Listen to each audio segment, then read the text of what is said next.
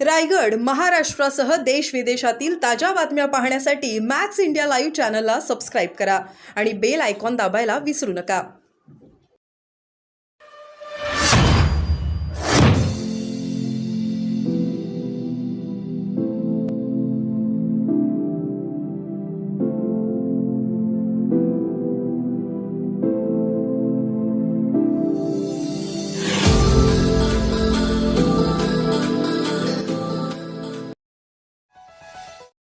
भावी केंद्रीय मंत्री अनंत गीते बहुमताने विजयी झाल्याबद्दल हार्दिक अभिनंदन.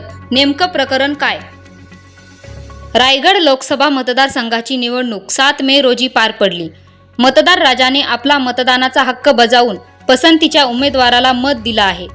4 जूनला लोकसभेचा निकाल लागणार आहे. राष्ट्रवादी काँग्रेस पक्षाचे महाराष्ट्र प्रदेशाध्यक्ष सुनील तटकरे आणि शिवसेनेचे माजी केंद्रीय मंत्री अनंत गीते यांच्यात ही मुख्य लढत मानली जात असतानाच गोरेगाव बस स्थानकाबाहेरील इमारतीवर एका अतिउत्साही शिवसेनेच्या कार्यकर्त्याने थेट बॅनर लावून सगळ्यांचे लक्ष खेचून घेतले आहे.